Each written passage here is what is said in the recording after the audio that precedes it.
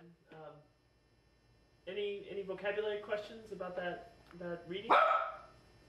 No, I don't believe so. Okay, well let's look at a couple words. I just want to make sure you understood. Okay. If we look first at the word feed, they say it's feeding time for the tigers.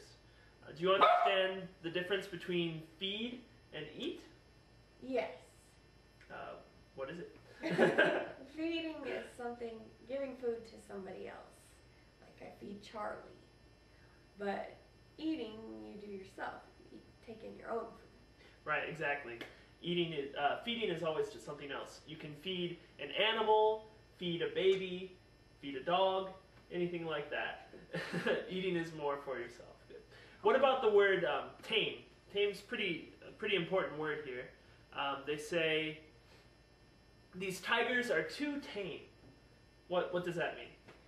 Well, tame is the opposite of the word wild. It means it's too gentle, not in their in their natural element. Tigers are ferocious. Right, exactly. Yeah, tame means too gentle, too calm, right? Or not, sorry, tame doesn't mean that, but too tame means that. Tame means domesticated, like the dog, right? You can have it as a pet, basically. These tigers were actually for show originally. They had them do tricks for everybody who came, and that's where this problem came from. Tell me, what could the zookeepers do to solve this problem? What could they do to help the tigers become wild again? Anything? I don't know. Sorry. Okay, no problem. All right, well, I actually, there's a different article talking to the zookeeper, and she had three solutions, three answers to this problem. She said the first solution... Charlie would like to be dismissed. That's all right, no problem. No trouble. The first solution was to force the tigers to stay outside 12 hours a day. Lock their cages, make them stay outside, to kind of toughen them up a little bit, make them a little stronger. Something like that. The next was to introduce a wild tiger. So they'd have, a wild tiger that hopefully would show them how to act, how to catch a chicken, how to not run scared when it's or whatever, right? The third solution, she said they could just cut their food, stop feeding them until they're forced to hunt. Which do you think would be the best solution of those three? We have force them to stay outside, introduce a wild tiger, or cut down their food until they have to hunt.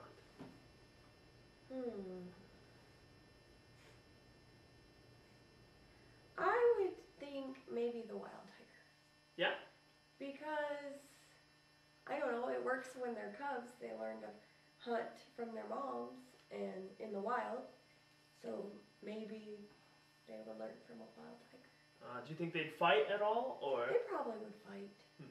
That might not work because the wild tiger might eat the That's pets. True. Or He might.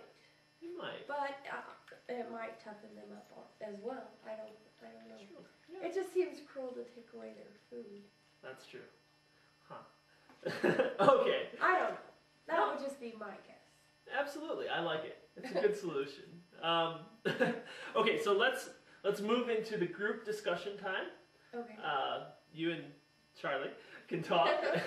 Actually, for the sake of time, I'm not going to show the group discussion, but I would like to take a brief moment to talk about kind of my approach to group discussions. What I try to do, I try to remove myself from the conversation. I really want the students to talk to each other. They get a lot of practice with the teacher asking a question and then providing an answer. They've done that all their lives. But real conversation has more asking questions as well, telling a story, or going off topic is a big part of it. I tell them the questions I provide are really just a guide.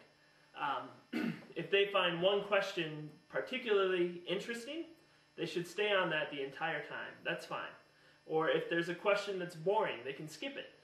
There's about 8 questions per discussion time, so it should be no problem. I tell them if they go completely off topic, if today we're talking about tigers and fear, but if they start talking about shopping or whatever, that's fine, as long as they're engaged and active in the conversation and enjoying it and really using their English to the best of their ability. During this time, I normally walk around the class. In this case, if it's a small class, just listen to different conversations. I have a notebook and I write down any grammar issues or small vocabulary points, and I use those later in class.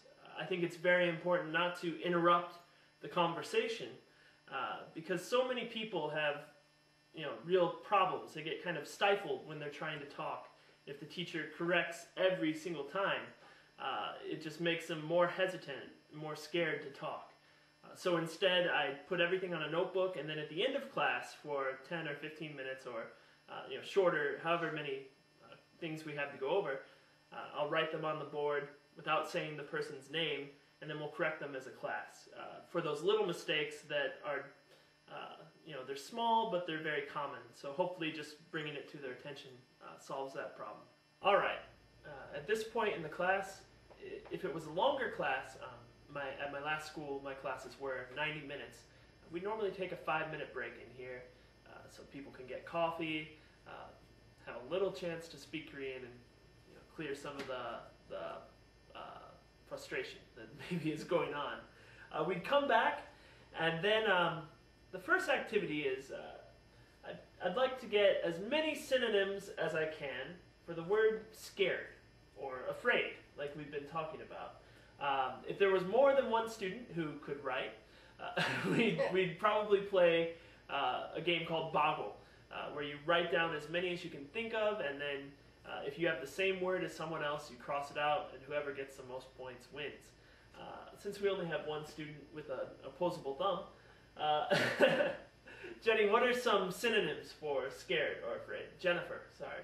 That's okay. All right. Frightened. Uh-huh, good. Terrified. Right.